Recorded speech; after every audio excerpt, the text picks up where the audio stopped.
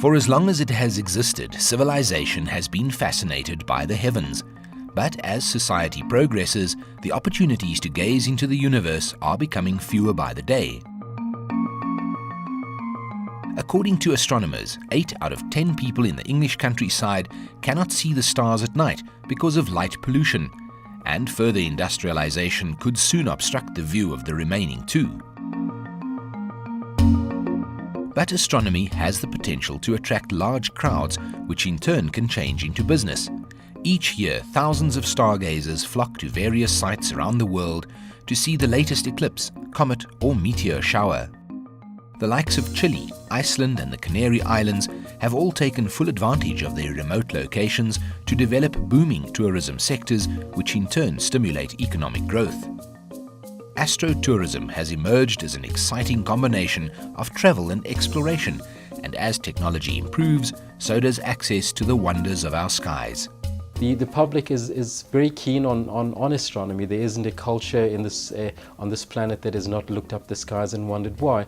So within South Africa now we are fast seeing the increase in interest by the general public for the huge investments that we're making in astronomy. So Sutherland is just a turn off from the N1 on the trip from Johannesburg to Cape Town. And we're now having a very large number of folk that are making the effort to get to Sutherland, to visit the community centre and to visit the science centre. And with that, of course, there's enormous impact within Sutherland, whereas just a few years ago there were only a handful of bed and breakfast establishments. Today we have more than 20. There are coffee shops, restaurants and so on, and that means employment for the local community, and it's having an enormous impact generally on the way people are living in Sutherland.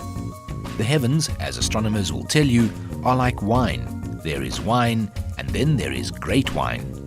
And if it's the best heavenly vintage you're after, you won't need to look very far. The village of Sutherland is a 4-hour drive from Cape Town in the middle of the Karoo. It's the coldest place in South Africa and has some of the cleanest air on the planet. It also has the least amount of light pollution, making it perfect for stargazing.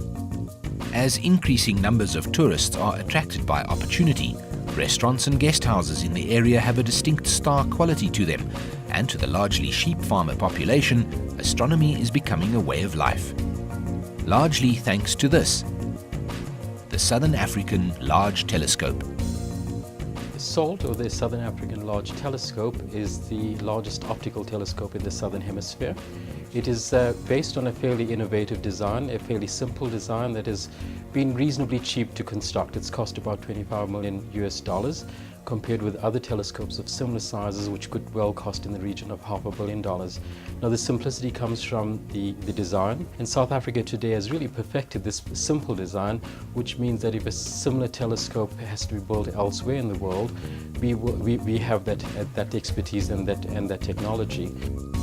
Opened in November 2005, SALT is one of the leading instruments of its kind, enabling local and international scientists to see distant stars and galaxies. Gathering more than 25 times as much light as any existing African telescope, SALT can detect objects as faint as a candle flame on the moon. SALT is an international collaboration. South Africa owns 1/3 share in this telescope, and our partners are spread around the world. There are 5 partners in the United States, 5 partner institutions, and there are institutions in the UK, Poland, Germany, India, New Zealand, and of course South Africa.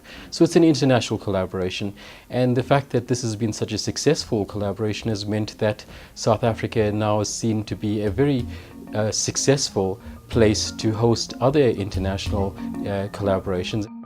For the Northern Cape, where employment opportunities are scarce, a project like SALT has the potential to inject life into an otherwise dwindling economy.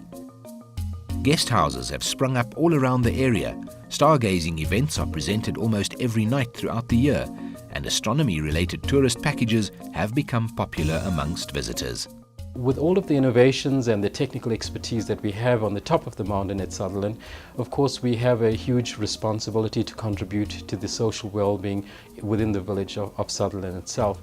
And for the past decade now, we've had very concerted programs that involve outreach, involving the scientists and engineers and our teachers going to the schools in Sutherland and working with the public to generally try to uplift the well-being of people there. There's been a tremendous interest in the area, and again, as I'm saying, the articles, written by people that go to the area, so that in itself is an indication of the growth around that area. Also, we have seen an increased request for stargazing. Also, the community in Sutherland is very in tune with the product offering of the area. So you find that private product owners, also offer a stargazing as a package. So you don't necessarily need to go to the observatory. Obviously, if you want the full package relating to stargazing and what is offered at the observatory, then you will have to go there. But also, tours to the observatory is very much controlled, and that's why the community has offered, an alternative offering, which is also, exceptionally good. The natural capital provided by SALT has a massive potential to create a sustainable source of job creation and revenue for the region. With the right action plans and enough participation from stakeholders, this star capital of South Africa could very soon become the star capital of the world. Whereas just a few years ago there were only a handful of bed and breakfast establishments, today we have more than 20. There are coffee shops, restaurants and so on, and that means employment for the local community, and it's having an enormous impact generally on the way people are living in Sutherland. As a tourism destination, the Northern Cape has so much to offer, and for the Astro tourists, Sutherland is a must. Now, joining us in our Cape Town studio is Sivuyile Mangqoyi. He is the manager of the SALT Collateral Benefits Program at the South African Astronomical Observatory. Sivuyile, thank you so much for joining us. Now, how does SALT support South Africa's competitiveness in the innovation game? Yeah. I think SALT has improved a lot, improved science and technology in South Africa tremendously. For starters, the model that was used to build SALT was different from all other models that were used in the world, in the sense that it didn't only focus on science and technology, but also the benefits to the community and to the Southern African community at large. So there was innovation in terms of software development, because developing the telescope was not based on purchasing instruments and tools, but it was based on designing new programs, new materials. And also in terms of the engineering that was used, it was innovative. It was stuff that has never been used in the world. There is a telescope that is in McDonald, which is called the Herbali telescope. It's in Texas. Right. But SALT was based on this telescope, but it's totally different, and it was much more cheaper than the telescope that is in US. And that's exactly where I want to go. So in terms of the model that was... I'm saying that's exactly where I want to go, Sivuyile, as you're making these global comparisons between the telescope in Texas and other parts of the world, such as Chile. Can you just paint a picture for us about what differentiates the South African offering? What has made South Africa really stand out as an innovative player on the global scale? Okay. So to properly understand the strides that have been made by South Africa in terms of telescope, maybe we should also first look at the South African telescopes, because the biggest telescope that we had before SALT, its diameter, the diameter of its mirror was 1.9 meters. But when we built SALT is 10-meter telescope. So it introduced South Africa to the 10-meter class. But apart from that, it is the biggest or the largest single optical telescope in the Southern Hemisphere. And apart from that, our telescope, the Southern African Large Telescope, can do observations at the blue wavelength, right? Right. And also, like, it has got many other functions for its size. For example, we can do imaging. That is, you can take pictures of very far galaxies and stars. You can also do high-resolution spectroscopy, which is you can collect the light from the different galaxies and different stars and break it down to understand the composition of the different stars and their distance from from the Earth. So it has got many various functions for its size. And this is not what is happening in the world. So you can do imaging, you can do high resolution spectroscopy, you can do multi-object spectroscopy. That is, you can collect light from different objects within the universe at the same time. So it was the first time that this was done in the world. It seems, Sibuyile, that we're looking at an international feat, almost like the world's biggest experiment right in the doorstep of Sutherland. And if that is the case, then has Sutherland been able to capitalize on this experiment for tourism benefit? Yes, it has. I mean, to properly understand this, I think we have to go back and check what was the situation before salt was built in Sutherland. Right. Before salt was built in Sutherland, tourism was something that was non-existent, a tourism business in Sutherland.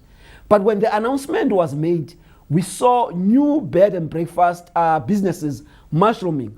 Like today, we have 40 guest houses and bed and breakfast in Sutherland. We've got 18 guest farms in Sutherland. Right. So there's lots of people that are flocking into Sutherland. You get amateur astronomers going to Sutherland. You got astronomy enthusiasts. You get members of the general public who are interested in stars. You get lots of people from all over the world who are interested to look at salt.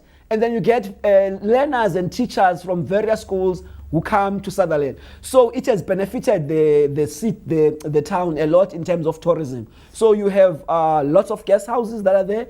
You have guest farms. You have 40 guest houses. You got 18 guest farms.